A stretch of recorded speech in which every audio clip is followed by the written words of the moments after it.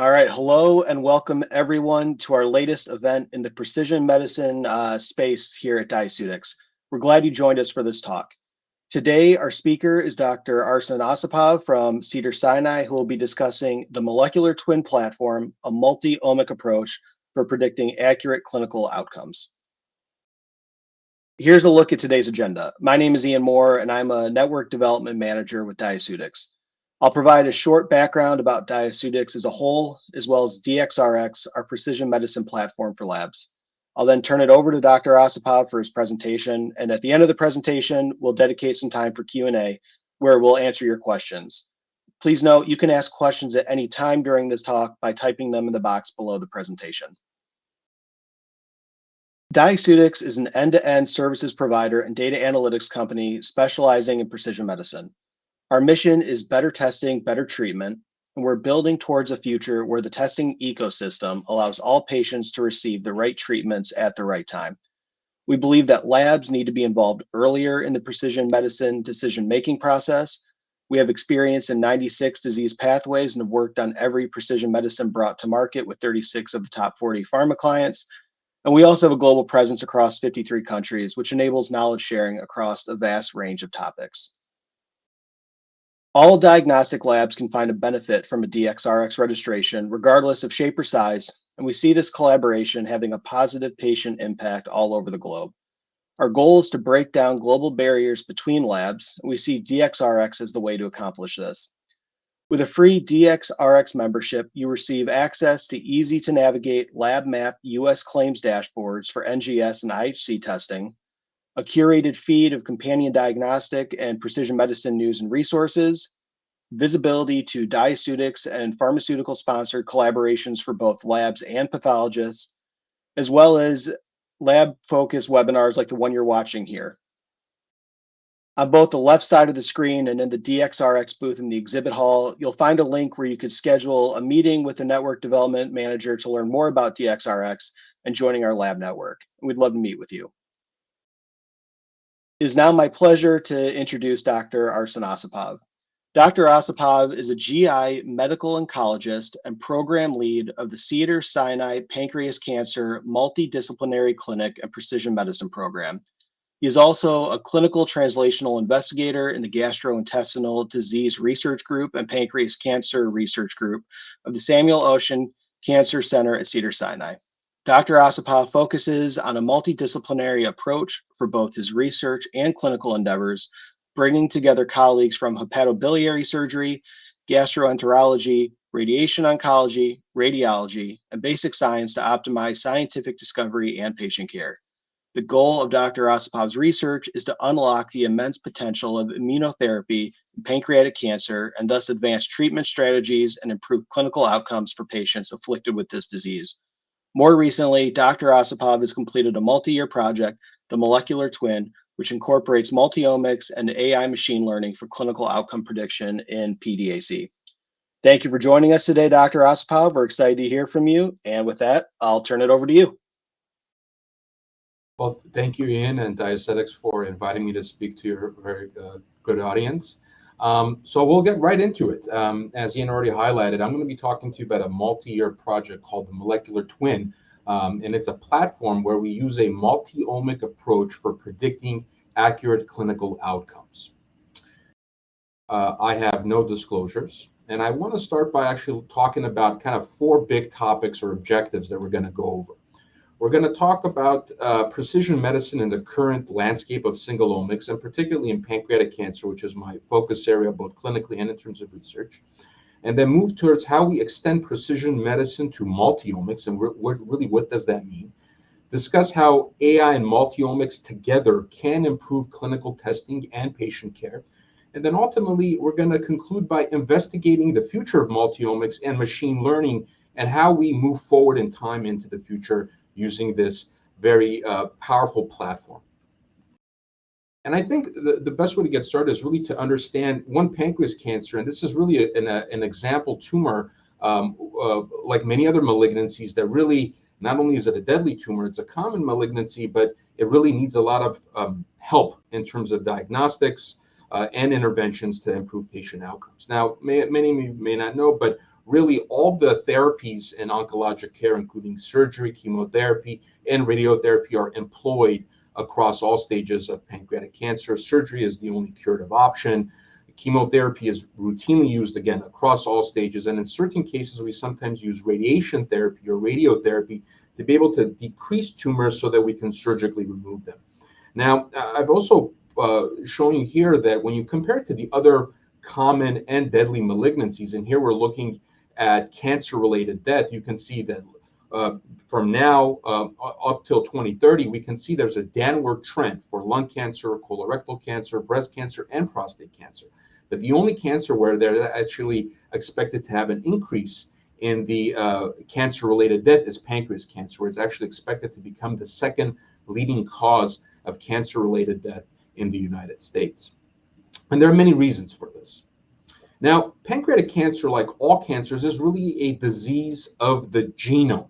In other words, the DNA is exposed to carcinogenic events, whether that's inherent from someone's own biology or external risk factors, but diet, smoking, obesity, and these are risk factors for pancreas cancer, not to mention other common malignancies, but specifically in pancreas cancer, for example, 1/4 of disease is thought to be just related to smoking. Chronic pancreatitis, these all increase the events or damage to DNA, and then ultimately these alterations accumulate over time, and then the cancer is developed. And I want to bring this up because it's really this that drives potentially our first question of what is the most important single omic source. Now, commonly in pancreas cancer, we look at both the germline mutations and the somatic. Now, germline are inherited genes that can be potentially defective in all the cancer cells. And now we know, for example, like what many of you may have heard of, the BRCA gene. So BRCA is commonly associated with breast and ovarian cancers, but in pancreas cancer, in fact, 10% of pancreas cancers are thought to be related to the BRCA gene. Now, and they drive the disease. But oftentimes this is really a problem of the somatic genes, which are actually defective inherently of the organ itself. And these are actually very common single omics that are routinely employed by clinicians and as well as investigators to try to understand, are these genes potentially targetable? Are they prognostically relevant? And there's a lot of published literature about these very specific single omic routinely used tests, whether it's for somatic testing via NGS or to do germline panels as well. And comprehensive genetic testing is actually routinely used nowadays in pancreatic cancer. In fact, guidelines state that particularly in patients with advanced pancreatic cancer, it's important to get germline testing, but also to do next generation sequencing to look to see, do these patients have potentially targetable mutations? Now, for example, in pancreas cancer, we know that 90% of them are KRAS mutated. This is important because nowadays there are drugs in development that target this specific gene, which is considered to be the holy grail, not only of pancreas cancer, but many other cancers like colorectal cancer and non-small cell lung cancer. But more importantly, there's about 10% of patients that are KRAS wild type. And these patients likely have other genetic mutations that may be the driver of the cancer that can be potentially targeted. And again, this just highlights that even next generation sequencing to look at the genomic landscape of the tumor itself is a very important single omic source that we need to look at and routinely investigate. And I'll give you an example of it. Now, in a patient, as the one I'm highlighting here, this is a common report that we see from an internal panel that we've developed, where this patient does not have a KRAS mutation. Therefore, there has to be another driver. And this patient has a BRAF V600E mutation. This happens in a higher incidence in those patients that are KRAS wild type. And why this is important is because this specific mutation can be targeted with both FDA-approved drugs and as well as in clinical trials. And here I just want to show you that utilizing simply single omics, which is just looking at DNA sequencing, just true NGS, that we can help stratify patients in terms of what type of chemo they should get or what type of clinical trial they should get. And we routinely use this where we look at KRAS status. If they're KRAS mutated, there are options for standard cytotoxic chemotherapy with FOLFIRINOX or gemcitabine-based backbones, but also clinical trials. But if they're KRAS wild type, depending on the specific alteration in that single omic source, we can actually allocate patients to specific clinical trials. And this is kind of where we are in the current landscape as it pertains to pancreatic cancer. But genetics is only one aspect of single omics. I want to give you another example, and this will become quite relevant later on in the talk, about a very, very common single omic marker that we use in pancreatic cancer known as CA19-9 or cancer antigen 19-9. This is actually a very routine biomarker that's used in pancreatic cancer. In fact, this is a very old biomarker. In fact, this biomarker was invented in 1978. And it's been routinely used both to prognosticate patients, to determine their risk profiles, to see if patients are responding or not responding to treatments. But like any other biomarker, there are some limitations and shortcomings. Now, CA19-9 in pancreatic cancer, one, it has poor sensitivity. It's been shown this way, and I'm going to show you actually when we compare it to some of the novel multi-omic analysis we're doing, how it actually fares against the comprehensive multi-omic analysis. There's a higher rate of false negatives. Some patients who are Lewis antigen negative, which can comprise 5 to 10% of patients, don't produce it. So these patients may have large tumors or have metastatic disease, and they have a very low CA19-9. So again, not a great biomarker for that particular reason. There's an increased false positivity rate in patients that have other clinical conditions, whether it's obstructive jaundice. There are other tumors as well that do produce CA19-9, so that can be a confounding factor. There's really no role in screening asymptomatic patients. And there are other conditions, even benign conditions, which can cause elevations of CA19-9. And again, in pancreatic cancer, this is meant to show another single omic source beyond the changes in the DNA that we routinely use in current clinical practice.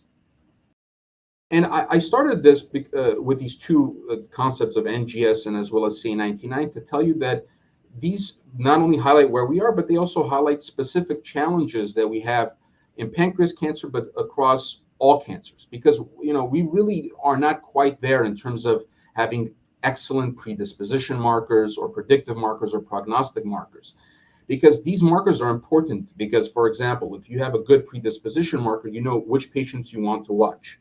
If you have a good predictive marker, ultimately what's the appropriate treatment, or what treatment do you give these patients.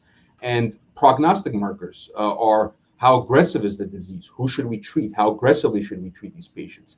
This is a challenge that, although we're making small strides, it's a challenge across all cancers, but especially in pancreatic cancer, as again, it's projected to become the second leading cause of cancer-related death. Now, what are precision medicine markers? So, for example, predisposition markers can be, as an example, germline genetics, as well as environmental history that comes from speaking to patients or doing a thorough history and physical. What are examples of current prognostic markers or disease aggressiveness? For example, in pancreas cancer, we look at the pathology specimen, the differentiation of the specimen, but also in specimens that are surgically removed, we look at other features like, for example, lymph node involvement, perineural invasion, lymphovascular invasion, margin status, right? These are purely based on the pathologic specimen that's removed at the time of surgery. Then there are predictive markers. So I brought up a few examples, tumor markers like CA19-9. We can look at somatic mutations, germline mutations, and now we're really starting to see both in published literature and in companies that are developing assays for circulating tumor DNA. What about, for example, proteomics or lipidomics? These are really starting into the research setting of, can they be used as predictive biomarkers? And ultimately, can you use all of these biomarkers to figure out what's the best treatment for a specific patient? Now, when we look at routine clinical care, most of the time when we do precision medicine today, we really think of it as a unidimensional analysis. In other words, we might look at the pathology specimen, we might look at germline testing. But if you think of it, a tumor is really a 3D structure. And the way I like to visualize this is, imagine, as of today, that the tumor really is a 3D structure, but we're only looking at one surface. And yes, it gives us some information about the tumor and prognosis and prediction of how they'll respond, but it's really an incomplete picture because we're only looking at one, maybe two aspects of the tumor, whether it's the DNA, whether it's the histology, or at one specific biomarker like CA19-9. And this really comes to show a shortcoming of this approach. So how do we move precision medicine forward? And this is where it comes to do multi-dimensional analysis, or really multi-omics. Because as I mentioned, tumors are really, think of them as 3D structures, and we need to look at every surface, not just one surface that's DNA and histology, but maybe other aspects of it. And by doing that, we can, as a whole, really look at every aspect, whether it's a patient's microbiome, whether it's the proteome or the metabolome, RNA in addition to DNA, which is, again, now it's only really starting to be utilized in a research setting. But if we combine all these individual single omics together in a multi-omic fashion, we can really get a complete picture of the tumor, the patient, and how a patient will do over time. So this is how this was what we realized, and this is the challenge that we wanted to overcome, of how do we take all these single omic sources, integrate them, and leverage artificial intelligence, which I'm sure many of you are now hearing about all over the news or in research settings, that it's being leveraged not only in medicine, but across disciplines. So what we do is we actually take a patient, and in the clinic that I oversee, these patients, and I'll come to show you details about this, they get comprehensive testing of their tumor. The tissue gets banked and the blood gets banked. And then utilizing the resources within our institution, we look at the tissue, we look at the blood, we look at the microbiome, for example, we integrate it with the electronic health record and get all the clinical data. And then ultimately, the plan there is to put all this data and analysis into an artificial intelligence platform that we call the molecular twin to better predict, prognosticate, find novel targets for treatment, and ultimately help usher patients to better pathways for better outcomes based specifically on their molecular signature by leveraging artificial intelligence. And we did this project over probably about 3.5 years, and we recently published this in Nature Cancer, which is again entitled the Molecular Twin Artificial Intelligence Platform, which integrates multi-omic data to predict outcomes, as an example of an endpoint in patients with pancreatic ductal adenocarcinoma. And I'm going to, this next part, I'm going to kind of walk you through how we did this and the importance of moving from single omics to multi-omics and utilizing AI in that pathway. So as an overview, this really was a proof of concept study, and we chose pancreatic cancer, as I've shown you, because it is a deadly malignancy. It's a cancer where we do routinely do molecular testing, and there's a lot of room for improvement, and it's ideal to be able to figure out how patients will do, because oftentimes, majority of patients, well over 50%, are diagnosed in the advanced setting. Can we utilize information earlier on to find a better pathway for these patients? So what we did is we took 74 patients with stage 1 and 2 resectable pancreatic cancer. And we subjected these 74 patients to targeted NGS for DNA, whole transcriptome RNA sequencing. We did tissue proteomics and plasma proteomics, as well as plasma lipidomics, and then ultimately computational pathology based on the surgical resected specimen to produce individual omic analytes. Now, each of these analytes led to a set of features, which you'll see here in that third column called the single omics features. Now, in totality, across all these single omic sources, we actually generated 6,363 features, and we combined these features, which served as an input for several different machine learning models, and I'm going to show you what those are in just a second, to generate multi-omic biomarker models to predict patient outcome in terms of survival. But we also didn't stop there. We wanted to do patient-level clustering data. In other words, to find someone's actual molecular twin. Like, is there a person that molecularly matches another person with a similar tumor type that may have similar proteomics or a genomic profile, and then from that garner what works and doesn't work, or how a patient will do. And then we also use this data to develop gene ontology networks that may show particular pathways that are important for therapeutic intervention. And this is a kind of a general overview of the platform itself. Now, specifically, how do we do the methodology? How do we approach this? So, as I mentioned, we had about 6,363 process features that spanned surgical pathology, and within the specifically for DNA, we looked at SNVs, CNVs, indels.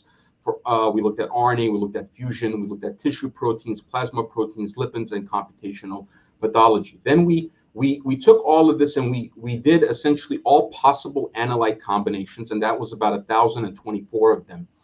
And then for each analyte combination, we subjected them to one of 7 machine learning models listed here in the C column.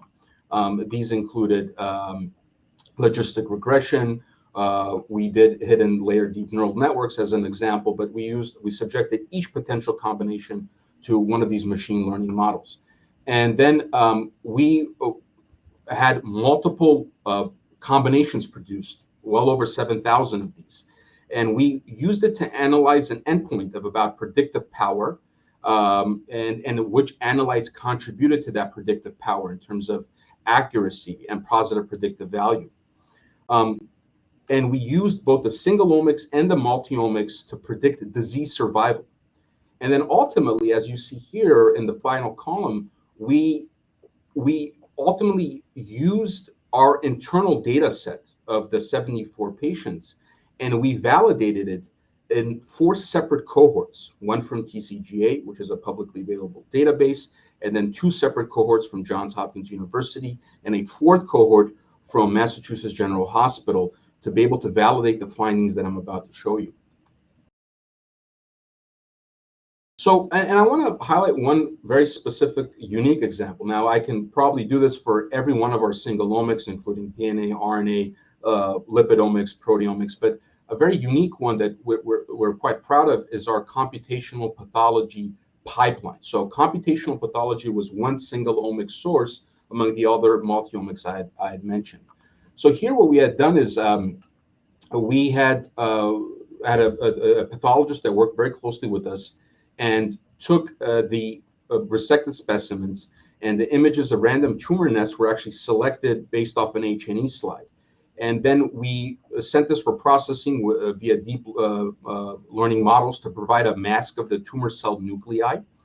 And then we extracted nuclear features based on morphology, utilizing special masks developed by our AI algorithm. We looked at nuclear size and shape, hematoxylin intensity, the features of it, its nuclear proximity, and ultimately multiple features were based for each patient.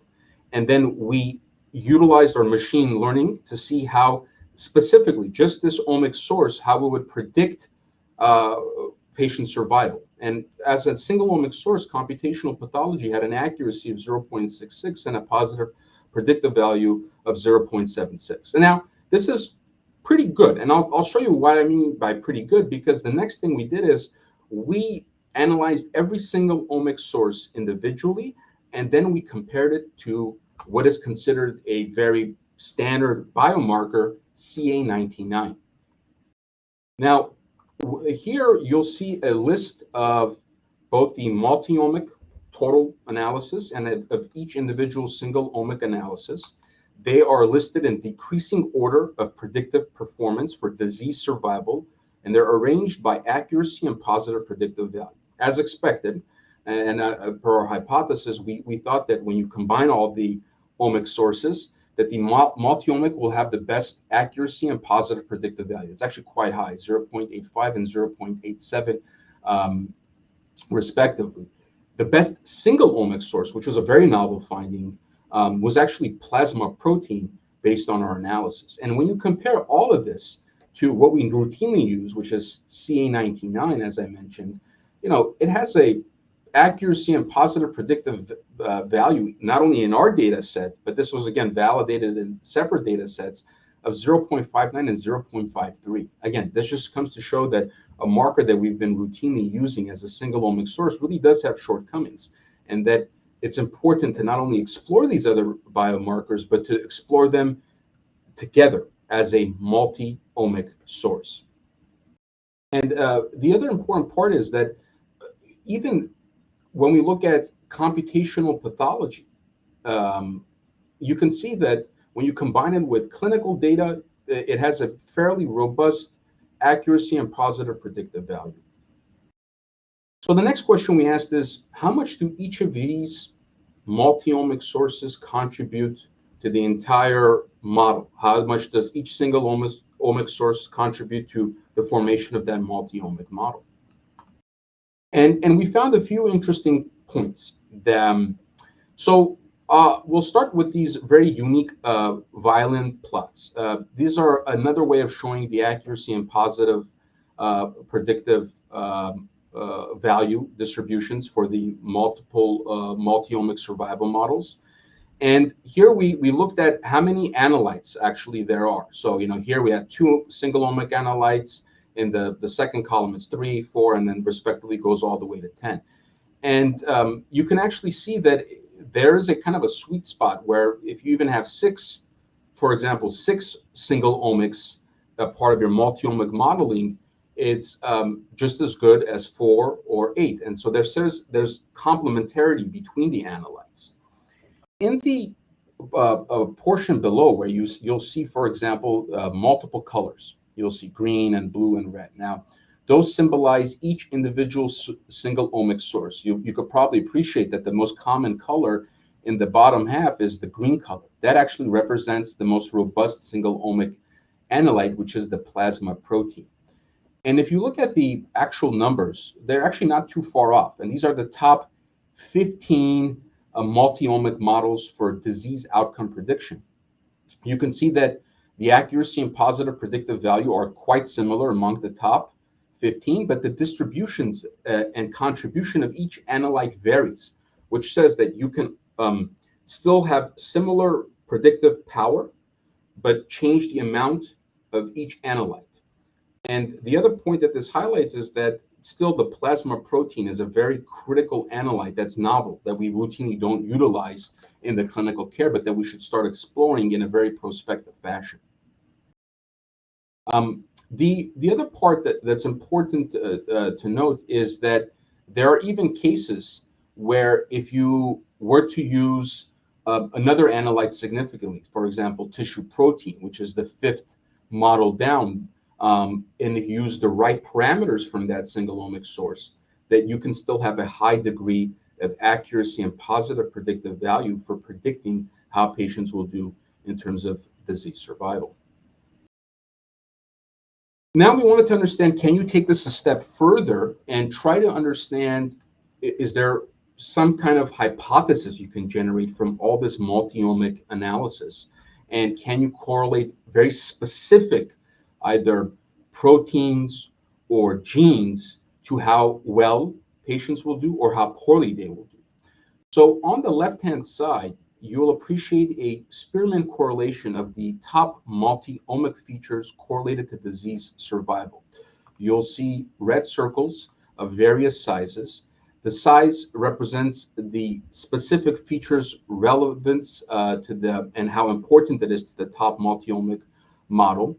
And these are actually the top either proteins, clinical parameters, RNA gene expressions or fusions listed in order that contribute to the top multi-omic model.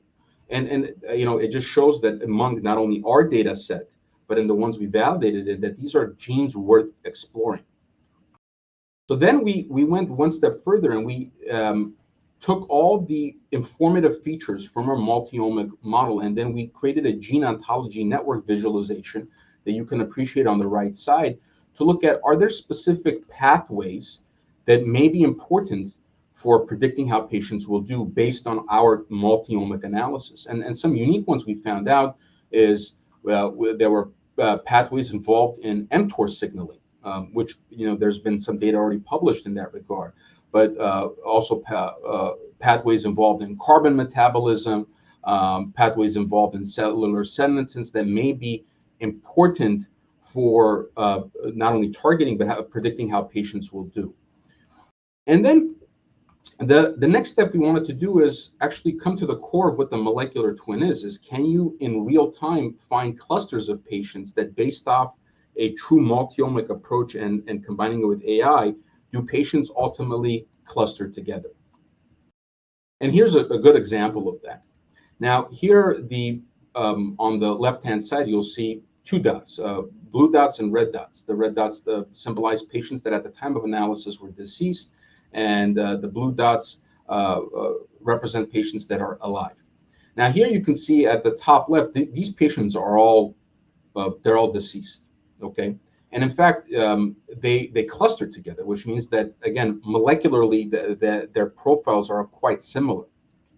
Then we have this middle cluster, which is a heterogeneous group, that while molecularly they're similar, but it's a mixed population. And then here we have a predominance of patients that are deceased and that there are few are alive. Now, the algorithm predicts that likely these patients, based on their clustering, should be deceased. Now, we've done an analysis moving forward since the publication, and interestingly enough, these patients within probably less than 2 months actually converted to red, unfortunately, but it just shows that these patients do truly cluster when you leverage AI and the entire multi-omic data set.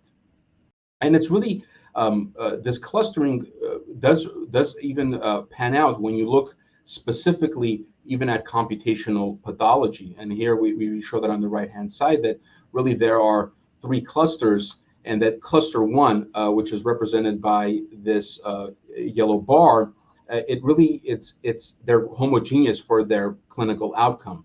And even in cluster 3, which is again represented by the pink one, you can see that most of those patients are predicted to be deceased by the model. Some were alive, but as I mentioned, later on as we did the analysis, after we had stopped the analysis, we looked at these patients prospectively. They ended up passing away within 1 to 2 months of when we had completed the analysis, indicating that they probably did have aggressive biology based on the multi-omic analysis. But as I've come to show you here, this analysis is not only labor intensive, as I'm sure many of you realize, but it's also resource intensive. If you think about it, you're not just analyzing via NGS. You're looking at whole transcriptome for RNA. You're looking at plasma and tissue proteomics, lipidomics, computational pathology. This takes time, and this takes an immense amount of resources. Now, as a pilot project, we had funds to do this. We had the time. We had the resources of Cedars-Sinai and good collaborators at large academic institutions. But maybe you're in an institution or in a location in the world where you don't have these resources. But is there a way where you can maybe leverage AI to find a more resource-sensitive way of approaching this problem, right? Because many countries don't have the resources financially and in terms of manpower to do this type of comprehensive analysis. And we understood this challenge. We understood it not only domestically, but also internationally. Because maybe for example, you're in a country or in a location where you don't have access to do in-depth tissue and plasma proteomics. You don't have the capability to do lipidomics or for example, whole transcriptome RNA-seq. Yes, it would be ideal if you had all of these single omics to do a powerful multi-omic predictive model, but maybe you can't. So it's this challenge that led to us to utilize artificial intelligence to develop what we describe as a parsimonious model for the goal of democratizing this type of precision medicine. So how do we do this? I showed you before there's a lot of complementarity to the analytes, where you can remove some and add some and still have a good accuracy and positive predictive model. And this suggested that there really is a parsimonious way to approach this, because again, global public health and societal impact would be consequential if you can find a model where maybe you can achieve a very good predictive performance but not utilize as much resources. So the way we tested this idea and this hypothesis is we started with the complete multi-omic feature space, which had 6,363 features. And we trained it on a random forest model for disease survival, and utilizing recursive feature elimination strategy that at each step, the least informative feature was eliminated and the model was rerun. And then we did this, and we removed the feature and we ran the model starting from 6,363 features. And utilizing the power of machine learning, we actually found that there's this inflection point where only 589 multi-omic features can predict with just as good of accuracy and positive predictive value of 0.85 as the whole multi-omic data set of 6,363 features. Now that's quite powerful. You've cut down the amount of testing, of amount of resources that can be done with this. And this, again, opened up the possibility that, for example, you can utilize just plasma protein, or you can utilize a single slide and leverage computational pathology to be able to accurately predict how patients will do.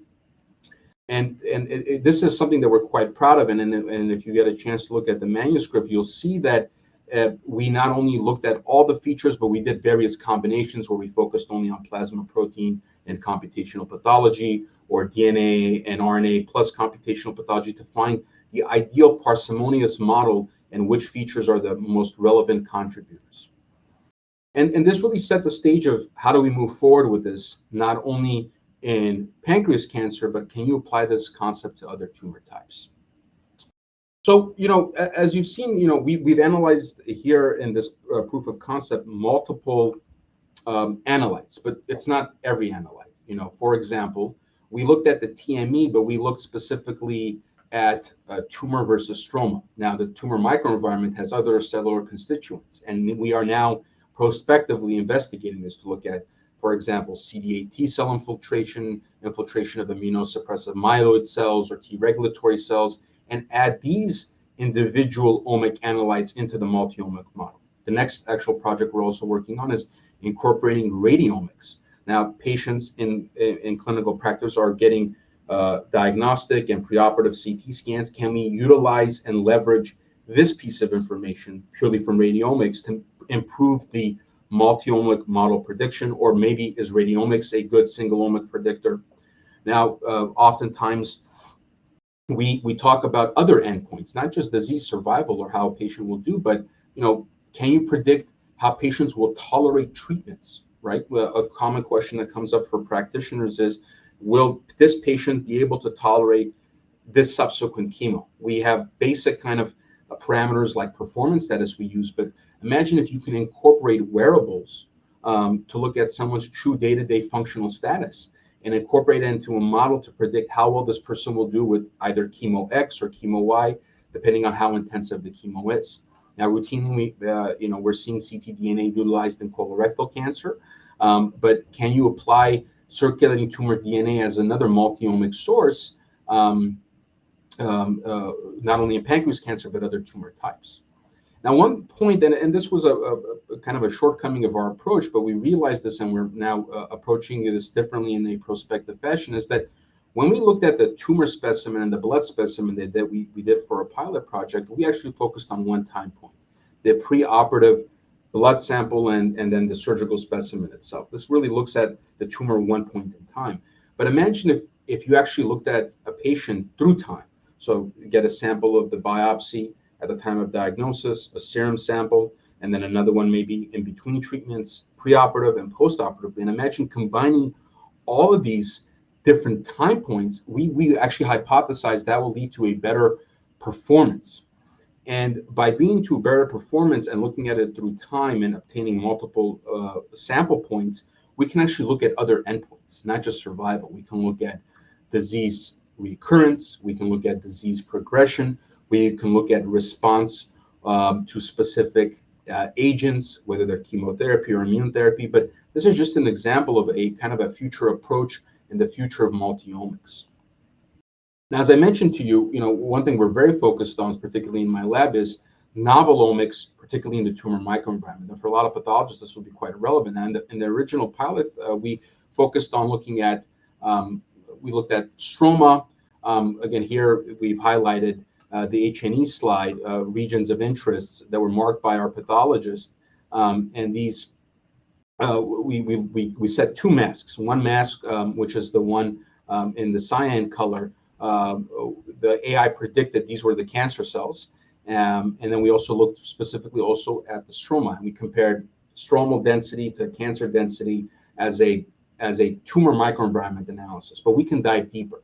So now what we're doing moving forward is we're incorporating in-depth tumor microenvironment analysis utilizing one technique, but this could also open up other spatial IHC techniques, where we utilize multiplex IHC to look at specific cellular constituents. So we have a technique where we stain and strip successive through successive iterations a single specimen slide for pancreas cancer, and we look at multiple proteins, and then we utilize all these proteins together to create a composite image and then do cell quantification.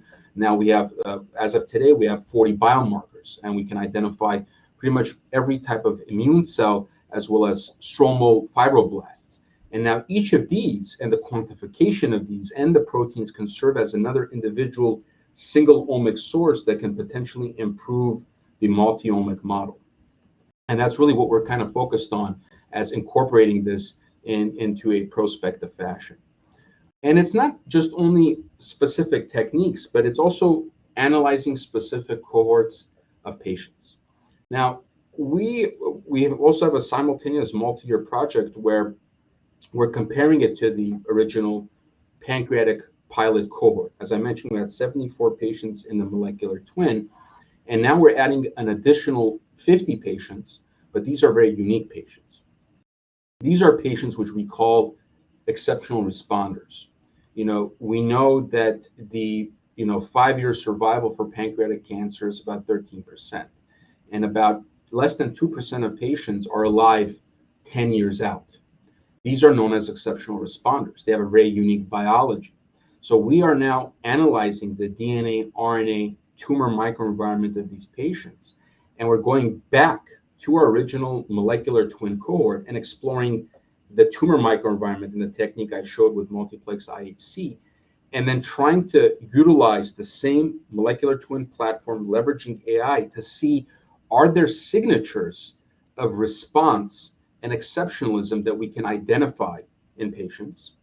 And then secondly, in the signatures that maybe the patients who are exceptional have and those that are non-exceptional lack, can we leverage particular molecular targets to design therapeutics or clinical trials for those patients? So this is really where we're trying to combine clinical care, novel multi-omics, and integrate this together utilizing the molecular twin platform.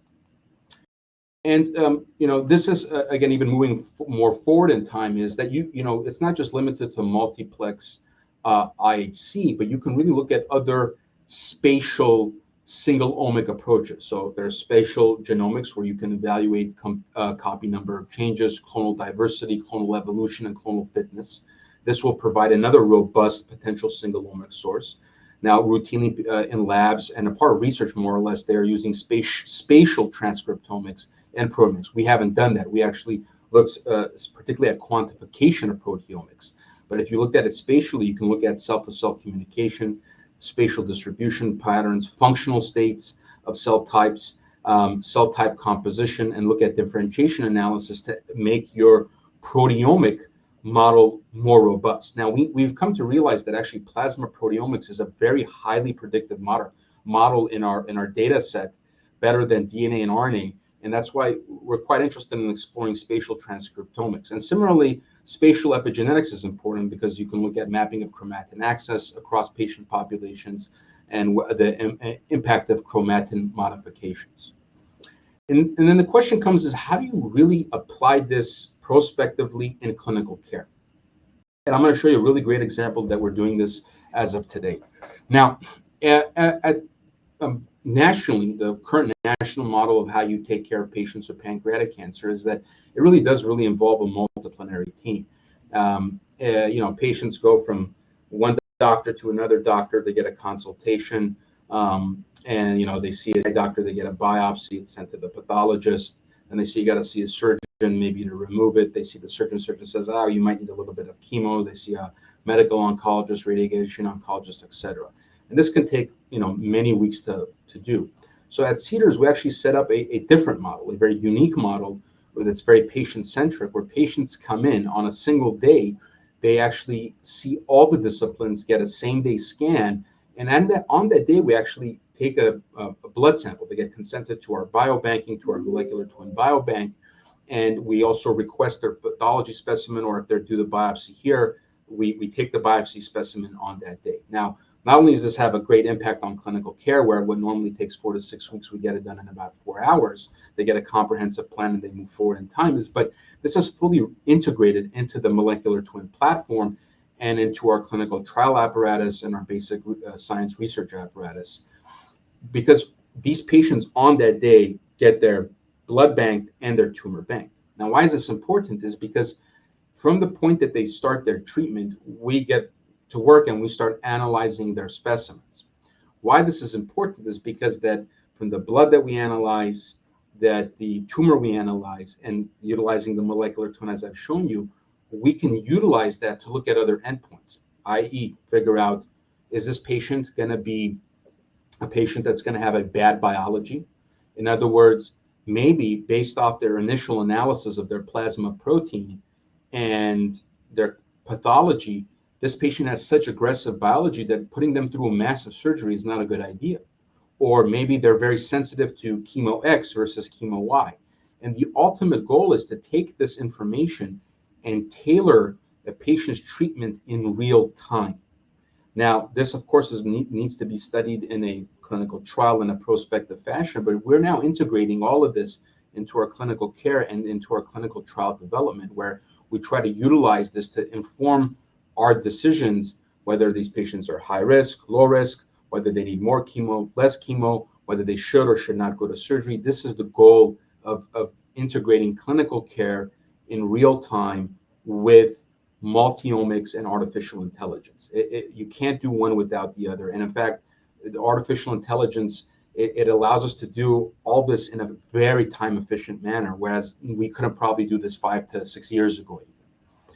And this really comes to highlight the overarching goal of the molecular twin platform. Now, I've shown you this because, again, my disease focus is really in pancreatic cancer, but ultimately, this proof of concept was done in pancreatic cancer, but it doesn't only need to be done in pancreatic cancer. In fact, the goal of this is that this platform is really tumor agnostic. In other words, this concept, this approach, the leveraging of single omics to multi-omics and AI together as a platform can be applied to any other cancer, lung cancer, breast cancer, just to name a few. And now we are routinely collecting tissue specimens and serum specimens from patients across all tumor types to be able to employ and inform research moving forward to better predict how patients will do, find patients' molecular twins in real time, utilize the information we garner from developing ontology networks as an example for biologic discovery, to ultimately create and tailor clinical trial enrollment for each individual patient across all tumor types. That is the ultimate goal of the molecular twin platform, is to really leverage all of these single omic and multi-omic approaches and models, and especially the parsimonious model, where it could have global implications or implications in more places that are strapped for resources, to still apply this as a clinical prediction tool. Again, whether it's outcome, whether it's response to drugs, or whether it's tailoring to specific clinical trials, you can modify the endpoint just based on what you teach the artificial intelligence platform. And again, the goal really here is to not only expand the specific omics we're looking at, not only to move beyond DNA, RNA, protein, and tissue, but look at radiomics and novel circulating tumor markers, but as well as to expand it beyond pancreas cancer to other tumor types. And with that, I'd like to conclude. I'd like to think this is truly a massive endeavor that not only spans our institution, but spans some great institutions at MGH and Johns Hopkins. We've got great collaborators there, where we actually validated all these findings in a blinded fashion. And I want to thank not only those individuals, some of which are listed here, but ultimately the patients who were willing to be a part of this study and who continue to support these endeavors. With that, thank you very much. Thank you for that fantastic presentation, not just on the molecular twin, but also the work Cedars-Sinai is doing overall and how you guys have been setting up your operation. So with that, we'll take a few questions. And the first question actually is about the process that Cedars-Sinai uses. Someone said, can you please explain how the biopsy is evaluated in 4 hours, and is the pathology done by a frozen section? Yeah, so the biopsy, I should just comment on that. Actually, it's an important point. So it depends on which biopsy we're talking about. Now, for example, and I didn't get into too much detail, the original biopsy, we evaluate that later in time to inform decisions at the time of either progression or later on in time. So it does take time to do that. It takes actually probably 2 to 3 months to do that. That being said, the surgical specimen is handled slightly differently. The surgical specimen, we take it immediately at Cedars. A portion is stored for RNA later. Another portion it's stored for being embedded and for FFPE. And then we actually take a specimen for real-time organoid procurement, where we can subject these to chemotherapeutic testing. So we actually subject the organoid to testing, specifically whether they'll respond to drug X, Y, or Z, as well as other drugs that we're investigating in clinical trial settings. So it really depends on which biopsy. The original biopsy that's done at the time of diagnosis, that takes time, whether we do computational pathology or some of the other techniques I mentioned. But the surgical one, that's done more in real time within 1 to 2 weeks of that. And most patients don't start chemo for probably eight weeks anyway. So we have time to start getting information initially about these patients. But again, all this is still in the research setting. Awesome. Thank you so much. First question would be, another one I should say, is how can you apply this multi-omic approach to other cancer types? It's a great question, and again, I think the part of our doing our proof of concept here was really to see, one, can we do this? Is this something that's achievable that leads to a meaningful outcome or a meaningful conclusion? Again, looking at disease survival, and as we've done this and we've shown our success, we, not only our institution but other collaborators across the country, are now looking at other tumor types where we routinely use neoadjuvant or preoperative chemo, like bile duct cancers, cholangiocarcinoma. We have an ongoing project similar to do it in breast and lung cancer. So again, the platform here in PDAC showed that it could be done, and now we're applying this to other tumor types. And at the institution, along with our cancer center director, even though we don't have the projects currently in development, but the tissues are being allocated and stored for other tumor types. Just because we know that at some point we're going to be doing projects to look specifically at other endpoints in cancers, like, for example, gastric cancer or esophageal cancer, because this same concept can be applied in other tumor types. Fantastic. Next question we have, what are the implications and downsides of such approaches? Yeah, I mean, I think one of the first questions that came up is, time, right? So there are resource constraints. Time is a big resource constraint.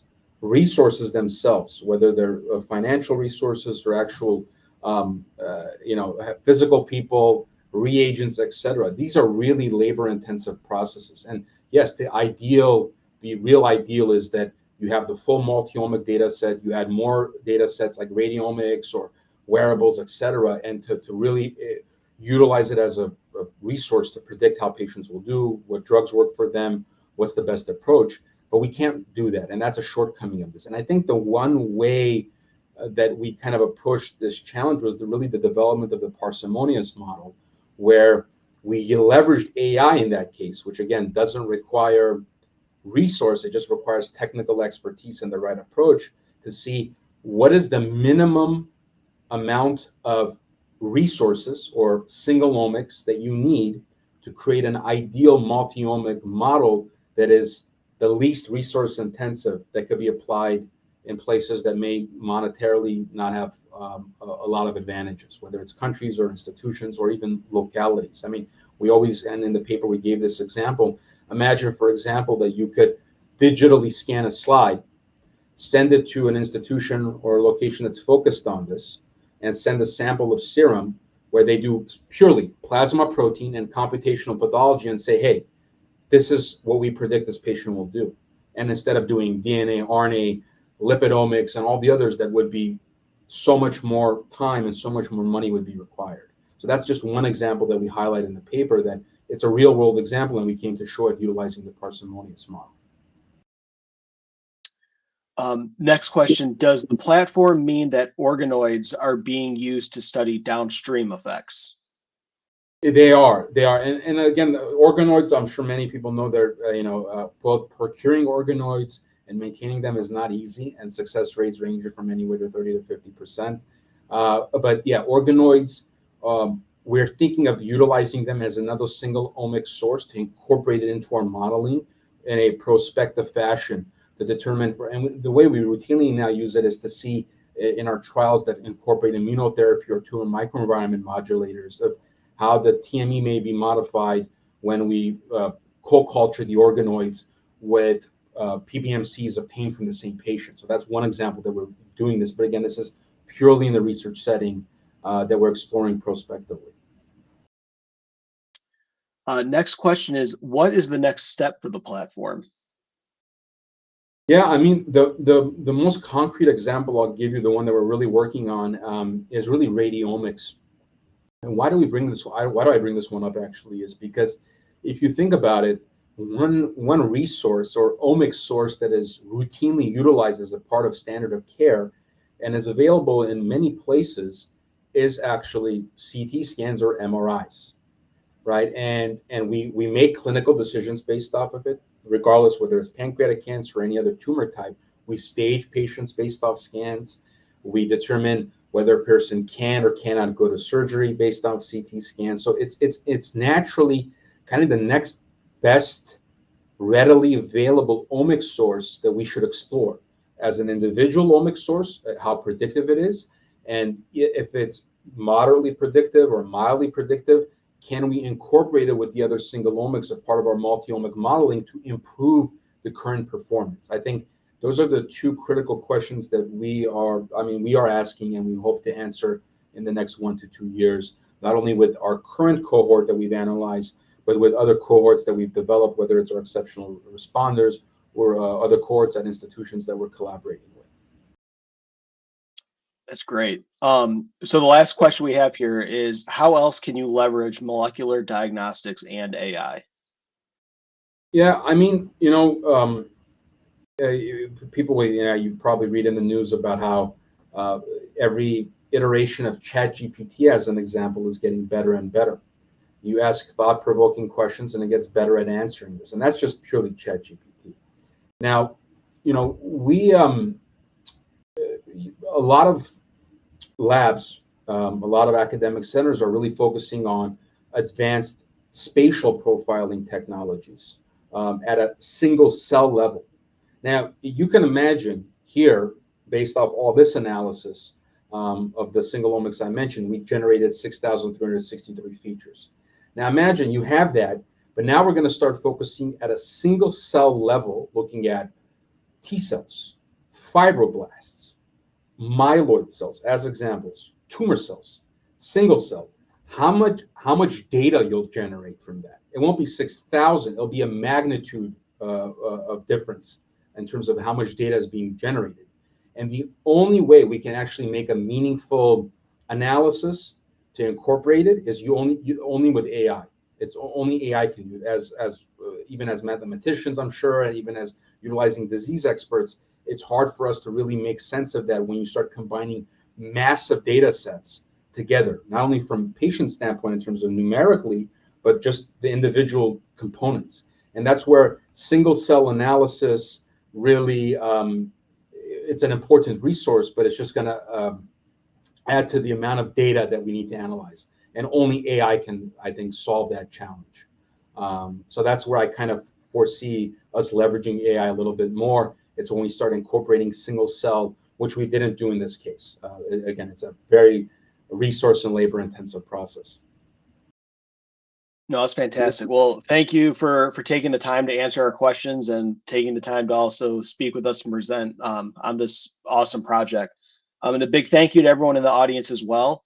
We'd love to speak with you about DXRX, so please check out the link to book a meeting. And we encourage everyone to stay connected with Diaceutics for future events like this one. Thank you again, Dr. Osipov, and we hope everyone enjoys the rest of their day. Thank you.